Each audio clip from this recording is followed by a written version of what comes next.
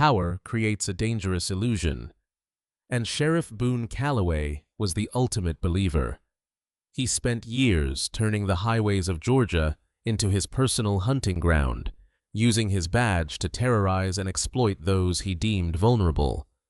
He thought his latest victim, a lone black woman in a luxury SUV, was just another easy mark to rob and ruin. He was wrong. She wasn't a civilian. She was the nightmare he had never prepared for. This is the story of how an arrogant predator accidentally walked into his own cage. Ridgeville County sat like a forgotten bruise on the edge of the state line, a stretch of pine-choked highway where the speed limit dropped from 65 to 35 with zero warning. For the locals, it was just home. For outsiders, especially those of a certain complexion, it was a trap. At the center of that trap was Sheriff Boone Calloway. Calloway was a man who belonged to a different century, a relic of a time when a badge was a license for absolute, unquestioned tyranny. He was a thick-necked, heavy-set man whose uniform always seemed one deep breath away from bursting at the seams. He wore mirrored aviators even when the sun was bleeding out into the horizon, and he chewed on unlit cigars that left his teeth permanently stained. Over his long tenure, Ridgeville County had become notorious. Civil rights lawyers from Atlanta had tried to pin him down for years, citing egregious patterns of racial profiling and illegal civil asset forfeiture. Calloway had a habit of pulling over minority drivers in expensive cars, claiming he smelled marijuana, and confiscating their vehicles and cash under the guise of suspected drug trafficking. The victims, like Elias Thorne, a software engineer who lost a $10,000 cash deposit for a house, or the Calder family who had their minivan seized during a holiday trip, were usually too intimidated or too poor to fight the county in a drawn-out legal battle. And local officials like District Attorney Vincent Drayton and Judge Silas Harlan were comfortably in Calloway's pocket, ensuring that any complaints were buried in a bureaucratic graveyard. But Calloway's arrogance had finally outpaced his local immunity. He just didn't know it yet. It was a sweltering evening. The heat off the asphalt shimmered like water, distorting the headlights of the sparse oncoming traffic. Calloway was parked in his usual spot, an unmarked gravel turnout hidden behind a billboard for a defunct motel. He was bored, drumming his thick fingers on the steering wheel of his Ford Explorer Interceptor, waiting for something to break the monotony. That was when the sleek Cadillac Escalade rolled past. It was a beautiful machine, midnight black, tinted windows, riding smooth and silent like a panther in the dusk. Calloway's eyes narrowed. He hit the accelerator, kicking up a cloud of white dust, and pulled out onto the highway, tailing the SUV at a predatory distance. Through the rear window, he could make out the silhouette of the driver, a woman.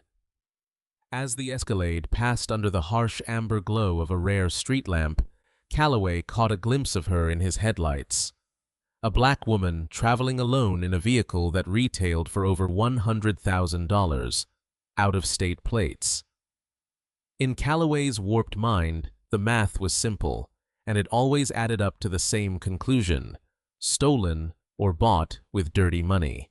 He didn't run the plates immediately. He didn't need to.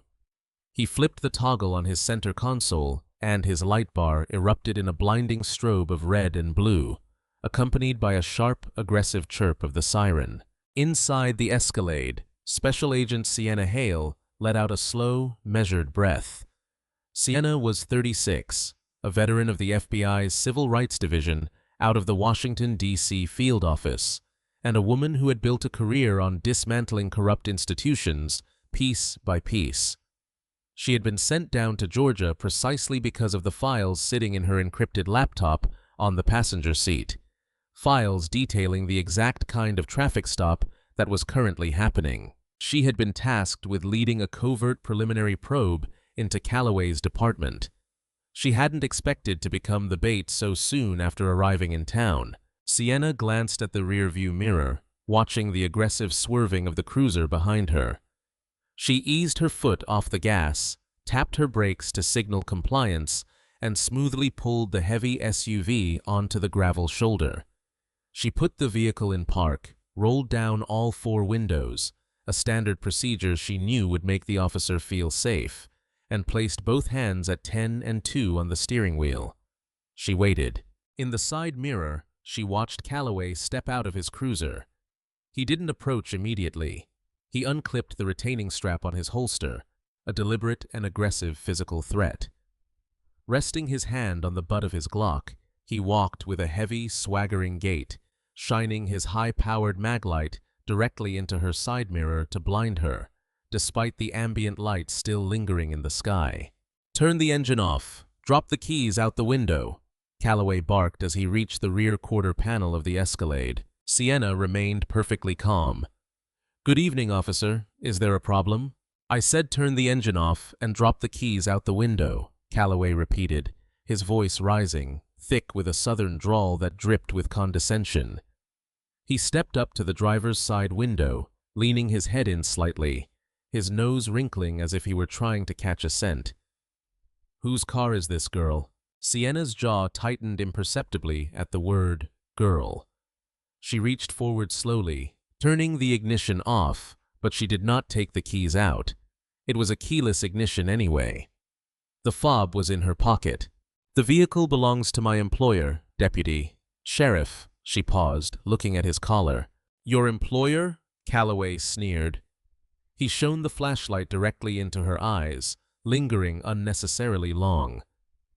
"And who might that be?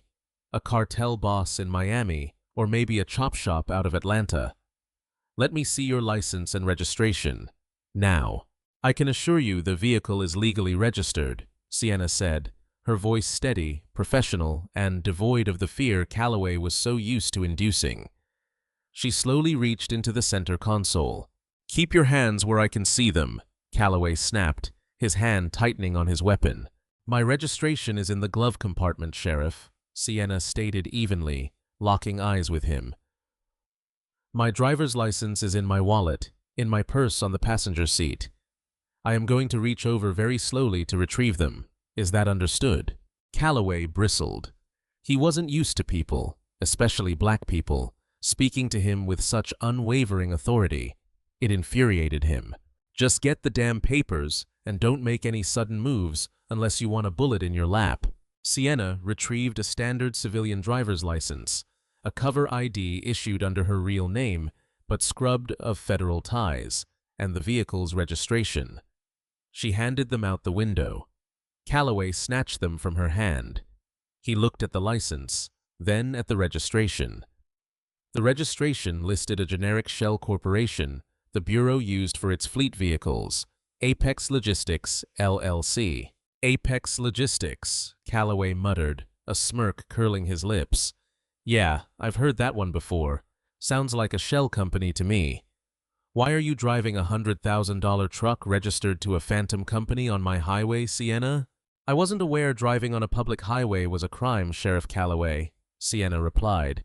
"Why exactly did you pull me over?" "You swerved over the yellow line," Calloway lied effortlessly. "Twice. And your windows are tinted too dark. Plus, I smell a strong odor of raw marijuana coming from the cabin of this vehicle." Sienna almost smiled. There it is, she thought. The magic words. The constitutional bypass code that corrupt cops use to violate the Fourth Amendment. "There is no marijuana in this vehicle, Sheriff. I don't smoke, and this is a company car." "Step out of the vehicle," Calloway commanded, taking a step back and unholstering his weapon an inch. "We're going to have a little search." "Sheriff," Sienna said, her voice dropping an octave, carrying a subtle warning that Calloway was entirely too oblivious to hear. "I highly advise you to go back to your cruiser and run those plates and that registration. Call the phone number listed on the back of that card. It will save both of us a tremendous amount of paperwork." "Are you resisting, girl?" Calloway's voice was a low growl now. He reached for his radio mic on his shoulder. "Dispatch, this is Calloway. I got a non-compliant suspect on Route 9, mile marker 42. Roll Briggs and Mercer my way." "Copy that, Sheriff," the dispatcher's voice crackled. "Units en route. I am not resisting, Sienna said, keeping her hands firmly on the wheel. I am informing you that you are making a severe miscalculation. You have no probable cause for a search, and your claim of smelling marijuana is a fabricated pretext. Calloway laughed, a harsh, grating sound. You think you're a lawyer? Listen to me very closely. Out here, I am the law. I am the judge, and I am the jury until you get to the courthouse. Now step out of the damn car before I pull you out through the glass. Sienna realized he was past the point of reason. He was operating purely on ego and prejudice. She had two choices. She could flash her badge right now and end this, or she could let him fully commit to his crime, cementing the civil rights case the DOJ was building against him. She chose the latter. All right, Sienna said calmly. She unbuckled her seatbelt, the click loud in the tense silence. She opened the door and stepped out into the muggy Georgia air. Turn around, hands on the roof of the car, Calloway ordered. Sienna complied. Calloway moved in roughly, kicking her legs apart wider than necessary. He patted her down with an aggressive lack of professionalism, his heavy hands searching for a weapon, but also asserting dominance. Finding nothing, he grabbed her wrists, wrenched them behind her back, and slapped a pair of heavy steel handcuffs onto her wrists, ratcheting them down tight enough to pinch the skin. You're making a mistake, Calloway, Sienna said, staring at the glossy black paint of her vehicle. The only mistake made tonight was you driving a stolen truck through my county, Calloway sneered. He grabbed her by the bicep and shoved her toward his cruiser, pushing her against the hood. Stay right there. Calloway walked back to his vehicle and picked up his radio. Dispatch, run a 2829 on a Virginia plate. Ocean Victor Niner, 22 Delta. A minute passed. The cicadas hummed in the dense pine woods bordering the highway.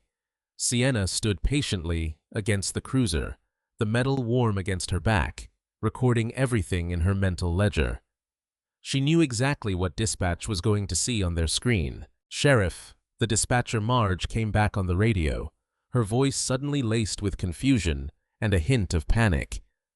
Sheriff, that plate, it's throwing a code. It says restricted. Do not stop. Contact federal authorities immediately.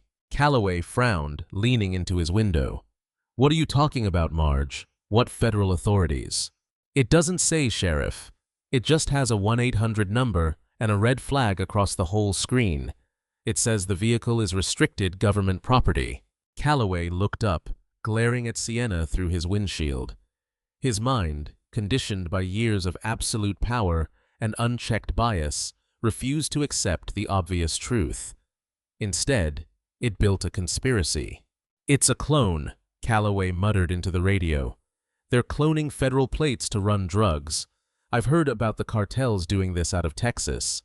Send a tow truck, Marge. We're impounding this vehicle, and tell Briggs to step on it. Sheriff, are you sure? The system says— I don't care what the system says, Marge. Do your job, Calloway barked, slamming the radio down. He walked back to Sienna, a triumphant smirk plastered on his face. You almost had me, sweetie. Federal plates. That's a federal charge. Cloning government tags to run dope. You're going away for a long, long time. You were told not to stop the vehicle, Sienna said, her eyes boring into his. You were given a phone number. Why haven't you called it? Because I don't negotiate with cartel mules, Calloway spat. The wail of approaching sirens cut through the night. 2 Ridgeville County Sheriff's cruisers came tearing down the highway, pulling up sharply behind Calloway's Explorer, bathing the scene in a chaotic swirl of strobe lights. Deputy Tyler Briggs, a young, eager-to-please rookie with a buzz cut, and Deputy Wade Mercer, a hardened veteran with a permanent scowl, stepped out of their vehicles. "What do we got, boss?" Mercer asked, his hand resting lazily on his belt. He looked at Sienna, cuffed against the hood, and smirked. "Looks like a big catch." "Cartel mule," Calloway said confidently. "Driving a cloned Fed truck. Claims there's no dope in there, but she reeks of it." "Wade, pop the trunk." "Tyler, tear apart the cabin." If there are panels, rip them off. I want this truck gutted until we find the stash." "Wait," Sienna spoke up, her voice slicing through the humid air with a sharp edge. "You do not have a warrant. You do not have probable cause. You have a dispatch alert explicitly telling you to contact federal authorities. If either of you deputies touch that vehicle, you are participating in an illegal search and a violation of federal law under 18 U.S.C. Section 242, deprivation of rights under color of law." Briggs paused, his hand hovering over the door handle of the Escalade. He looked back at Calloway, uncertainty flickering in his eyes. "Sheriff, did dispatch say something about feds?" "She's lying to get into your head, Tyler," Calloway roared. "The plate is fake. Tear the damn car apart." "I am officially informing all three of you," Sienna said, her voice rising to carry over the idling engines. "Anything you do from this second forward will be used against you in a federal indictment. Step away from the vehicle." Mercer laughed, shaking his head. "She's got a mouth on her, Boone." He walked up to the passenger door, yanked it open, and began rummaging through the interior. Briggs, intimidated by Calloway, reluctantly followed suit, opening the rear doors and pulling at the leather seats. Sienna watched them. The trap hadn't just caught the rat, it had caught the whole nest. For long minutes, the deputies practically dismantled the pristine interior of the Cadillac. They dumped Sienna's overnight bag onto the asphalt, scattering her clothes. They ripped the lining out of the trunk. They tapped on the floorboards, searching for hidden compartments. "Nothing in the back, Sheriff," Briggs called out, wiping sweat from his forehead. He looked visibly stressed. "No weed, no cash, nothing." "Keep looking," Calloway demanded. He marched over to the front passenger side, shoving Mercer out of the way. "You idiots don't know how to search." Calloway grabbed Sienna's black leather tote bag from the floorboard. He dumped the contents onto the passenger seat: makeup, a wallet, a pair of sunglasses, and a heavy rectangular black leather wallet. Calloway grabbed the black wallet. It felt solid. He flipped it open. Time seemed to stop. The flashing police lights caught the golden glare of the heavy shield embedded in the leather. Above the shield, a stark laminated identification card stared back at him. Department of Justice. Federal Bureau of Investigation. Sienna Hale, Special Agent, Clearance, Top Secret, SCI. Calloway stood frozen. The crickets in the background seemed to suddenly go dead silent. The heavy, oppressive heat of the Georgia night suddenly felt freezing cold against his skin. He stared at the badge, his brain desperately trying to find a way to make it fake, to make it a cartel prop, to make it anything other than what it undeniably was. But he had been a cop for 20 years. He knew what a real bureau shield looked like. The holograms, the watermark, the raised lettering.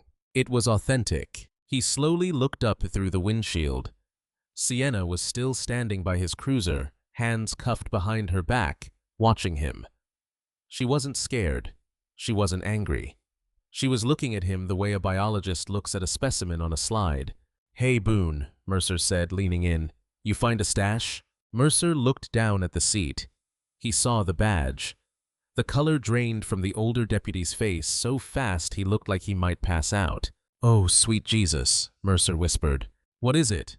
Briggs asked, walking around to the front. He looked in the window. His eyes went wide.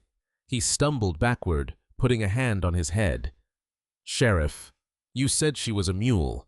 Calloway swallowed hard. His mouth was completely dry. He picked up the credentials with trembling hands, walking slowly back toward his cruiser. "You're FBI," Calloway stammered, his voice lacking all of the booming authority it had possessed moments earlier. "Take the cuffs off, Boone," Sienna said softly. Calloway fumbled for his keys. His hands were shaking so badly he dropped them on the asphalt. He cursed, picked them up, and hurriedly unlocked the cuffs. Sienna brought her arms forward, rubbing her wrists calmly. She didn't rub them like a victim. She rubbed them like a fighter stretching before a bout. "Agent Hale," Calloway started, forcing a nervous, desperate chuckle. "Look, There's been a massive misunderstanding here. Your plates came up weird, and with all the cartel activity—" "Shut your mouth, Calloway," Sienna said. Her voice didn't rise, but it cut through him like a razor. She walked over to her vehicle, stepping over her scattered clothes, and picked up her badge from the seat. She clipped it to her belt. She then reached up to the visor of her Escalade and pulled down a small, discreet digital camera that had been silently recording the entire encounter. Calloway's eyes locked onto the camera, his stomach dropping into a bottomless abyss.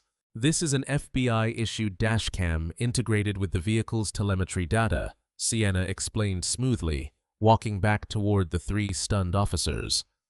"It has been recording high-definition audio and video since you pulled out behind me. It has recorded you lying about my driving. It has recorded you lying about the smell of marijuana. It has recorded you ignoring dispatch's explicit warning. And it has recorded you ordering the illegal search and destruction of a federal vehicle." "Agent, please, we can talk about this," Mercer pleaded, taking a step back. "I was just following the sheriff's orders." "Save it for the grand jury, deputy," Sienna snapped. She turned her attention entirely to Calloway, stepping into his personal space, forcing the larger man to shrink back. "You thought I was just another black woman passing through your town, didn't you?" Sienna said, her voice dripping with calculated venom. "Somebody you could shake down. Somebody you could terrorize. You thought you'd take my car, drain my bank accounts through civil forfeiture, and throw me in one of your holding cells until I begged for a plea deal." Calloway was sweating profusely, the unlit cigar practically falling from his trembling lips. "No, ma'am. That ain't it at all. I was doing my job." "Your job," Sienna interrupted, "was to protect and serve. Instead, you've turned this county into an ATM for your department built on the broken lives of minorities. We've been watching you, Calloway, for months. The Civil Rights Division doesn't usually deploy undercover units for a local sheriff. But you're special. We've traced the money. We've interviewed Elias Thorne. We've talked to the Calder family. We know about the slush fund Judge Harlan helps you manage." At the mention of the judge and the victims, Calloway physically stumbled. He reached out to lean against his cruiser. He realized instantly that this wasn't just a bad traffic stop. This was a targeted operation. He was completely, unequivocally doomed. "You were the bait," Briggs whispered, horror dawning on his young face. "No," Sienna corrected, looking at the rookie. "I was the trap. He took the bait the moment he turned his lights on." Sienna pulled her cell phone from her pocket and dialed a number. She put it on speaker. "Command, this is Vanguard," Sienna said into the phone. "Go ahead, Vanguard," a crisp voice replied. "Subject has committed multiple felonies, including deprivation of rights under color of law, assault on a federal agent, and illegal search. He has fully activated the sting. Roll the tactical teams." "Copy that. ETA is 2 minutes." Calloway looked down the dark highway.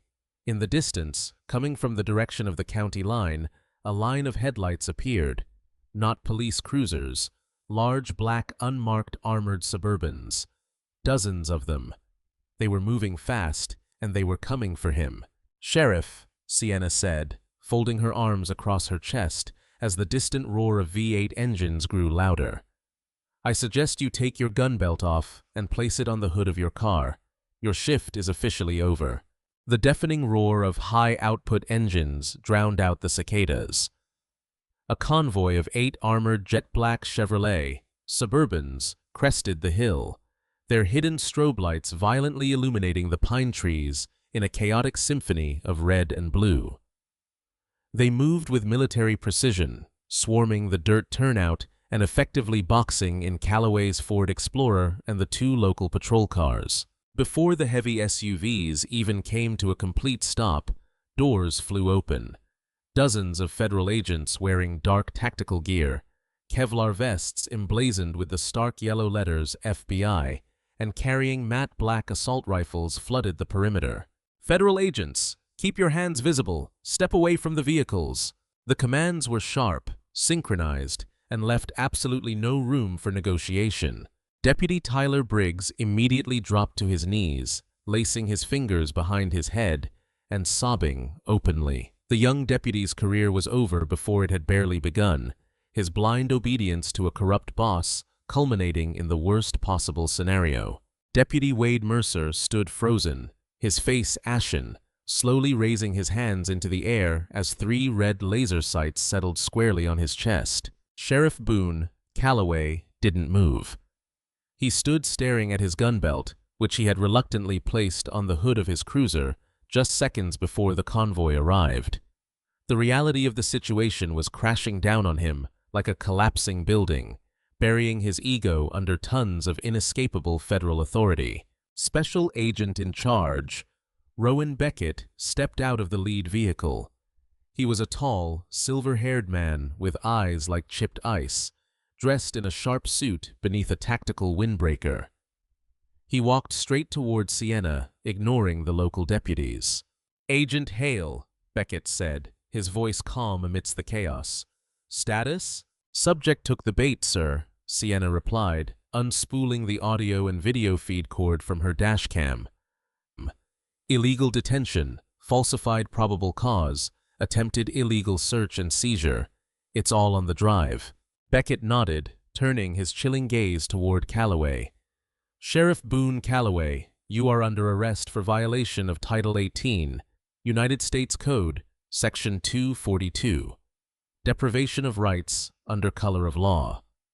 You are also being charged under the Racketeer Influenced and Corrupt Organizations Act."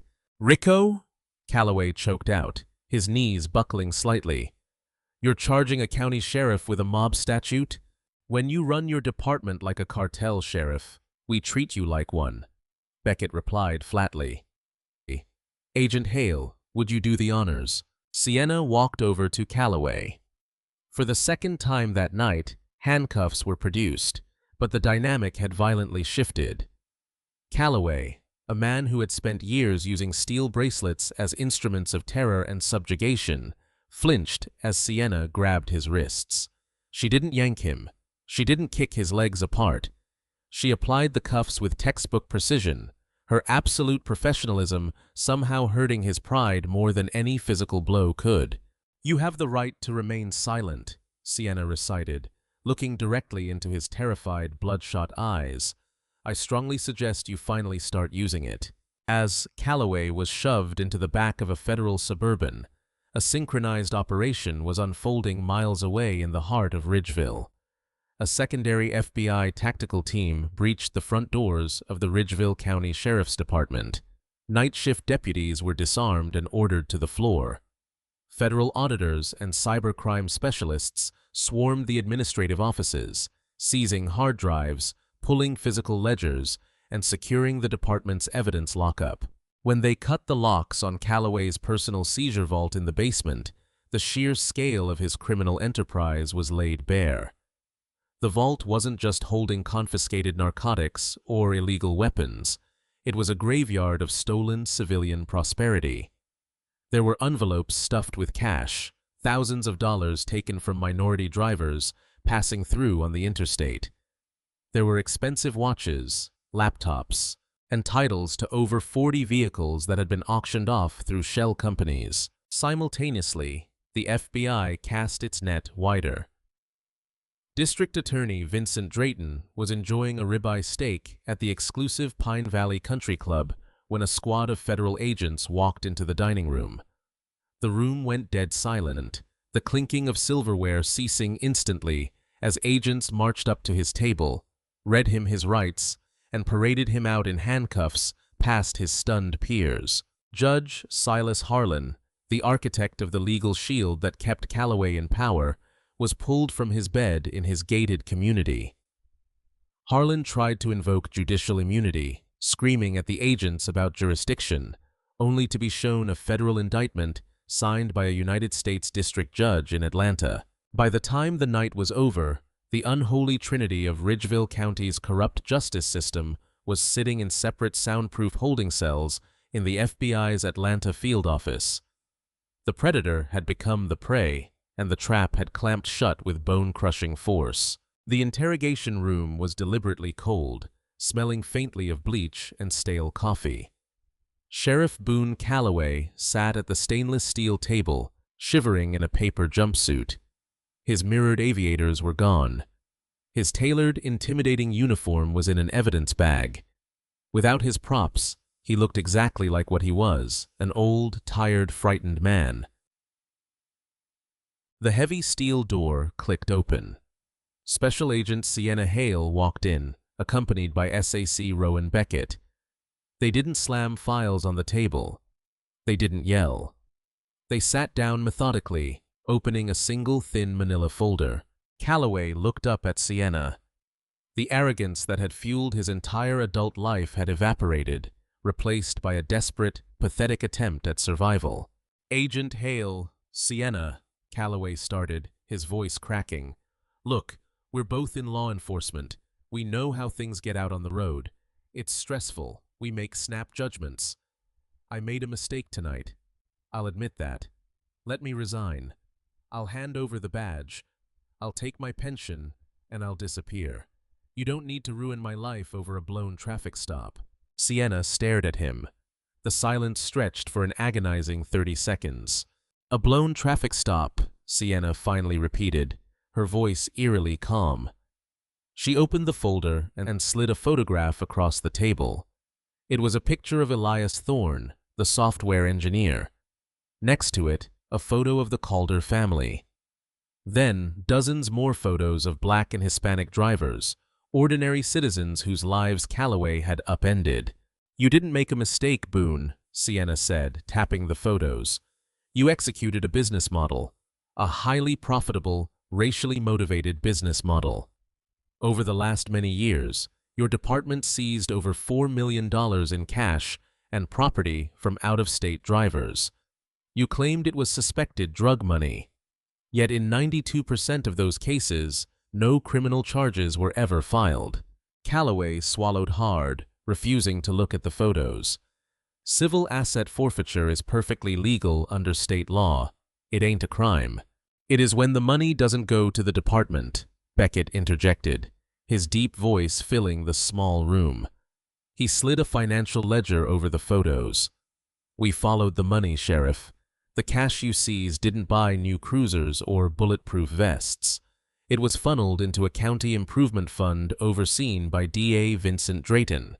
From there, it was quietly invested into commercial real estate developments owned by an LLC." Beckett leaned in, his eyes locking onto Calloway. "An LLC secretly owned by you, Drayton, and Judge Harlan. You weren't policing, Calloway. You were running a highway robbery ring." Calloway's breath hitched. He closed his eyes, his chest rising and falling rapidly. He had always believed he was too smart, too insulated to be caught. Harlan had assured him the corporate layers were bulletproof. "Judge Harlan will never flip on me," Calloway whispered, more to himself than to the agents. "And Drayton knows we all go down if one talks." Sienna let out a short, hollow laugh. It was a cold sound that made Calloway flinch. "You really don't understand how this works on the other side of the glass, do you?" Sienna asked. She reached into the folder and pulled out 2 signed documents, sliding them toward him. "These are proffer agreements signed hours ago." Calloway stared at the signatures. They didn't belong to the judge or the DA. They belonged to Deputy Tyler Briggs and Deputy Wade Mercer. "Your boys sang like canaries, Boone," Sienna said, watching the utter devastation wash over his face. "Briggs broke down in the transport van, gave us everything. The quotas you set for minority drivers, the codes you used over the radio." Mercer held out a bit longer. "But when we told him he was facing 20 years on the RICO charge, he handed us the keys to your basement vault and explained exactly how the cash drops were made to DA Drayton." Calloway slumped back in his chair. The betrayal stung, a sharp physical pain in his chest. He had ruled them through fear, and the moment a bigger predator entered the room, that fear had turned them against him.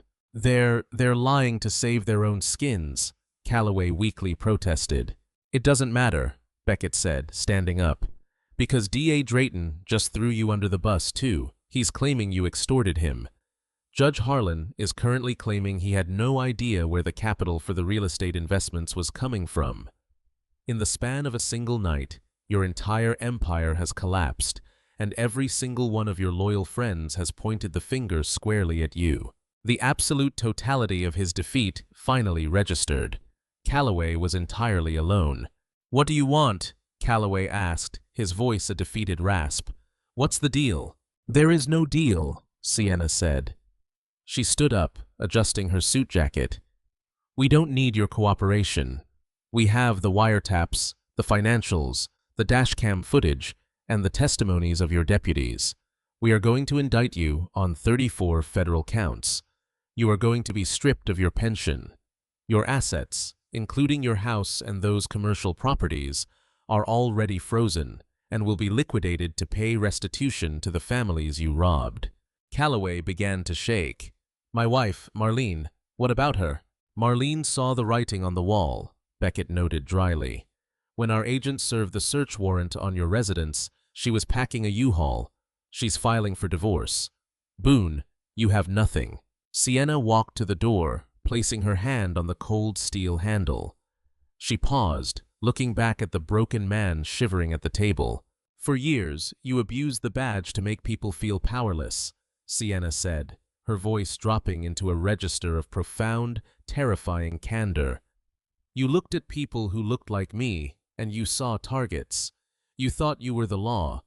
But the law is out here, and it's about to put you in a very small, very dark box for the rest of your natural life." She opened the door. "Enjoy processing, inmate Calloway." The heavy door slammed shut, the echo ringing in the small room like a final gavel strike. Boone Calloway lowered his head into his hands, the harsh fluorescent lights buzzing above him. The karma he had outrun for over a decade had finally caught him, and it showed no mercy. The predator was now locked in the cage, left with nothing but the devastating knowledge that he had dug his own grave, and a black woman from the FBI had simply handed him the shovel. The sun rose over Ridgeville County the following morning, but the oppressive, stagnant atmosphere that had choked the town for over a decade was entirely gone. The dusty highway where Sheriff Boone Calloway had operated his predatory empire was lined not with speed traps, but with satellite trucks. CNN, Fox News, and MSNBC had descended upon the sleepy Georgia county like a thunderstorm. The story had broken nationwide overnight. The headline was universally damning. "Georgia sheriff arrested in FBI sting after profiling undercover federal agent." The Ridgeville County Sheriff's Department, once an impenetrable fortress of local good old boy corruption, had been completely seized by the Department of Justice. Federal agents in windbreakers stood guard at the glass doors. The local deputies who hadn't been arrested were placed on indefinite administrative leave, their badges and sidearms confiscated. The entire county's law enforcement duties were temporarily handed over to the Georgia State Patrol under emergency federal oversight. For the victims of Calloway's regime, the news was a miraculous deliverance. For years they had been shouting into a void, their grievances buried by DA Vincent Drayton and dismissed by Judge Silas Harlan. Now the void was echoing back with the booming voice of absolute federal authority. Sienna Hale stood in the temporary command center established in the town's community hall, sipping black coffee as she watched the tactical boards fill with evidence. In the following days, the true, horrifying scope of the corruption was meticulously documented. DA Vincent Drayton had attempted to negotiate a plea deal the moment he was placed in a holding cell, offering to wear a wire against the town council and the mayor. Federal prosecutor Harlan Crow, a ruthless, by-the-book attorney flown in from Washington, flatly refused. Crow looked across the interrogation table at the sweating, terrified district attorney and delivered the crushing blow. "We don't need your cooperation, Vincent. We already have your offshore accounts. You're going to federal prison, and I'm going to make sure you never practice law again." Drayton lost his law license before the week was over. His assets, including his sprawling estate on the golf course, were seized by the FBI under the very same asset forfeiture laws he had weaponized against innocent minorities. Judge Silas Harlan's downfall was even more spectacular.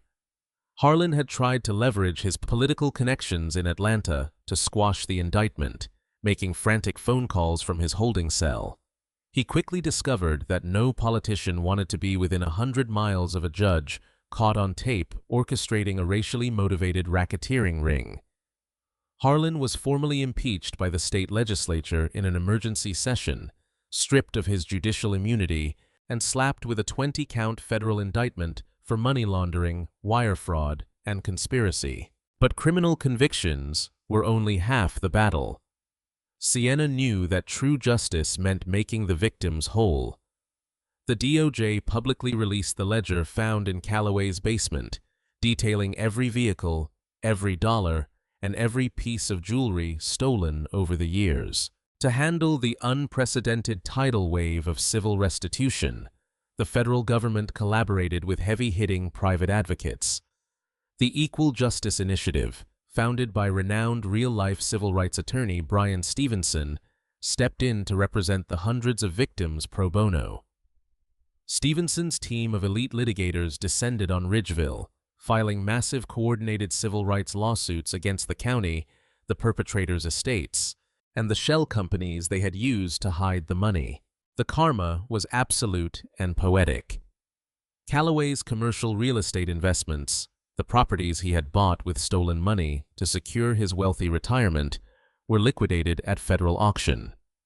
The proceeds, down to the last cent, were cut into checks and mailed out to the people he had terrorized. Elias Thorne, the software engineer who had lost his $10,000 house deposit to Calloway's highway robbery, received a certified federal check for his original amount, plus an additional $150,000 in punitive damages. The Calder family, whose minivan had been seized during a holiday trip, used their settlement to put both of their children through college debt-free. As the weeks turned into months, Ridgeville County was politically and financially gutted. The corrupt infrastructure was burned to the ground, salted, and paved over. And at the center of the inferno was Boone Calloway, sitting in a 6x8 concrete cell, waiting for his day in court. Many agonizing months had passed since the midnight raid on Highway 9.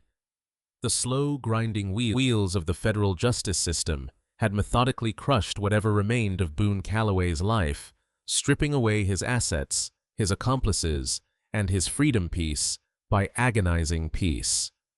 Now it was time for the final blow.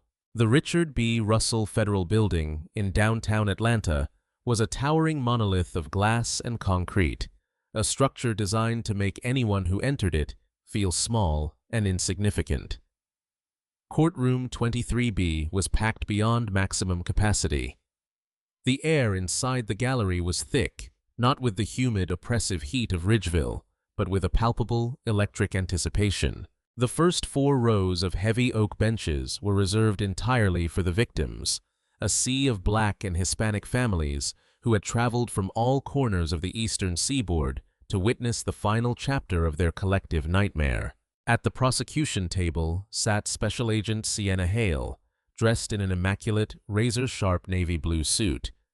Beside her sat Federal Prosecutor Harlan Crow, organizing a stack of files that represented thousands of hours of meticulous investigative work. Sienna did not look back at the gallery, but she could feel their presence. She could feel the collective breath holding in the room. A heavy side door opened, and the collective gasp from the gallery was audible. Boone Calloway was escorted into the courtroom by 2 heavily armed, stone-faced United States Marshals.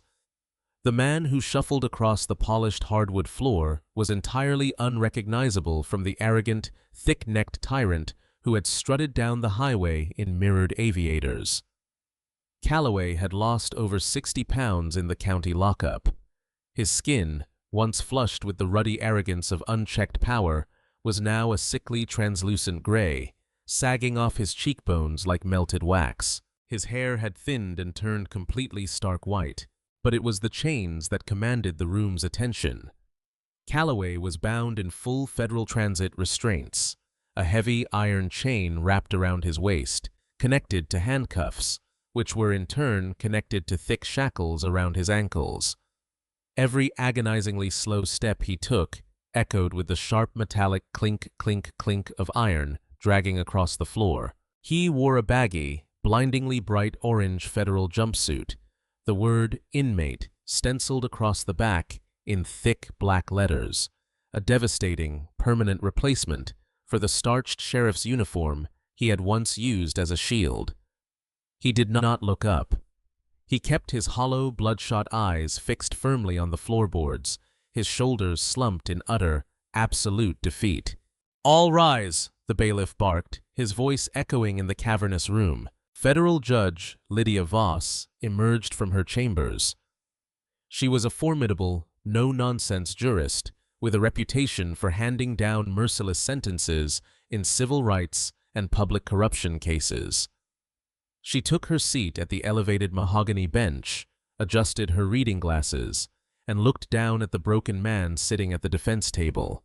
The room fell dead silent. Before the final sentencing was delivered, federal protocol allowed for victim impact statements. Prosecutor Crow stood and called the first name. Elias Thorne stepped up to the wooden podium. He adjusted his glasses, gripping the edges of the podium so tightly his knuckles turned white. For a long moment, he just stared at Calloway's bowed head. "For years, you told yourself that people like me were less than you," Thorne began, his voice trembling slightly before finding a bedrock of righteous anger. "You pulled me over on a dark road because of the color of my skin. You took the $10,000 I had saved for my first home. You stranded me on the side of the highway, and you laughed in my face when I asked for a receipt. You told me I was lucky you didn't plant a bag of meth in my trunk." Thorne took a deep breath, his voice rising, carrying to the very back of the gallery. You thought you took my dignity that night, Boone Calloway. You thought you broke me, but you only exposed your own profound cowardice. You are a weak, pathetic thief who needed a gun and a badge to feel like a man. Look at you now. The money is gone. Your power is gone. And you are exactly where you belong. Calloway flinched, closing his eyes tightly. A single pathetic tear cut through the deep gray wrinkles on his cheek, but he still refused to look up. Owen Calder stepped to the podium next. He was the father whose family minivan had been seized during a holiday trip. "You left my wife and 2 young children crying on the shoulder of the interstate," Calder said, his voice thick with emotion. "My 7-year-old daughter asked me if the police were the bad guys. Because of you, I didn't know how to answer her. But today, looking at you in those chains, I can finally go home and tell her that the monsters do get caught." When the statements concluded, a heavy, suffocating silence descended upon the courtroom. Judge Voss leaned forward, folding her hands on the bench. "Boone Calloway, stand up," she commanded. The 2 marshals grabbed Calloway by the biceps, hauling him roughly to his feet. He swayed slightly, his chains rattling loudly in the quiet room. Law enforcement officers are entrusted with the heaviest, most sacred responsibility in our democratic society: the power to deprive a citizen of their liberty. Judge Voss began, her voice ringing out with unmistakable, chilling authority. "You took that sacred trust, Sheriff, and you twisted it into a weapon of blatant bigotry and insatiable greed. You did not operate as a peace officer. You operated as a cartel boss. You targeted minority drivers because you calculated, in your profound arrogance, that they lacked the resources, the education, or the voice to fight back against your authority." The judge paused, her eyes narrowing, piercing right through him. "You were wrong," Voss continued, her voice slicing through the air like a scalpel. "The United States Constitution is not a mere suggestion, and its protections do not magically evaporate the moment a driver crosses the Ridgeville County line. You weaponize the law, and now the law will answer in kind. For your role as the sole architect of this horrific criminal enterprise, for the systematic deprivation of civil rights under color of law, and for the sheer unrepentant abuse of your office. It is the judgment of this court that you be remanded to the custody of the Federal Bureau of Prisons for a term of 300 months. A collective gasp swept through the gallery. 25 years. That sentence is to be served consecutively, without the possibility of early release or parole, Judge Voss stated, raising her voice over the rising murmur of the crowd. Furthermore, upon reviewing the egregious nature of your crimes and your background in law enforcement, I am formally recommending to the Bureau of Prisons that you serve this entire sentence at the United States Penitentiary in Atlanta, a maximum security facility. Calloway's head snapped up for the first time in hours. Genuine, unadulterated terror flashed in his eyes, his jaw dropping open in a silent scream. A maximum security federal penitentiary for a disgraced, notoriously racist former cop was a living nightmare. He would spend the next 2 decades in highly restricted protective custody, locked in a 6x8 concrete box for 23 hours a day, surrounded by the very demographics of people he had spent his entire life abusing and incarcerating. Court is adjourned, Judge Voss announced, striking her heavy wooden gavel. The sound cracked through the room as final and definitive as a closing coffin lid. The gallery erupted. People wept openly, hugging each other, applauding and shouting prayers of thanks. The bailiff did not even attempt to quiet them. He simply stepped back and let the wave of long overdue catharsis wash over the room. The marshals grabbed Calloway's shoulders, turning him forcefully toward the side door. As he shuffled away, his terrified, weeping eyes darted across the prosecution table and locked squarely onto Sienna Hale. Sienna did not gloat. She did not smile. She did not offer him a triumphant sneer. She simply stood there, buttoning her suit jacket, and held his gaze. Her expression was a mask of pure, immovable, icy justice. It was the exact same look she had given him on that dark, dusty highway when he had violently slapped the cuffs onto her wrists. It was the look of a woman who had known exactly how the story was going to end from the very first page. Calloway's chest heaved in a ragged sob. He dropped his head, his shoulders shaking uncontrollably as the heavy wooden door closed behind him with a solid, echoing thud, sealing him away from the free world for the rest of his natural life. Later, the courthouse had emptied. Sienna Hale walked out through the heavy glass doors and stepped into the warm, golden Atlanta afternoon. The sky above the city was a brilliant, cloudless blue. She unlocked the doors to her brand-new, bureau-issued black SUV. Tossing her heavy leather briefcase onto the passenger seat, she climbed behind the wheel. The smell of fresh leather was a stark contrast to the stale, bleach-scented interrogation rooms she had practically lived in for the long investigation. She started the engine, pulled out onto the busy interstate, and seamlessly merged into the fast-flowing traffic. As she drove past the large green highway signs pointing south toward Ridgeville, she didn't look in her rearview mirror. There was no need. The trap was empty, the predator was caged, and the roads were finally, truly safe. Karma had not just knocked on Boone Calloway's door. It had kicked it clean off its hinges, and it had worn a federal badge to do it. Power unchecked is power abused. But when arrogance blinds a predator, it's only a matter of time before they pull over the wrong person. Boone Calloway thought his badge made him an untouchable god in his small town. He built an empire on prejudice and intimidation, stealing from those he believed had no voice. But he forgot one crucial rule. True justice might be delayed, but it is never denied. When he handcuffed Special Agent Sienna Hale, he didn't just arrest a woman. He handcuffed himself to a federal wrecking ball that demolished his life, his wealth, and his freedom. Let this be a reminder that karma is real, and it often wears the face of the very people you underestimate.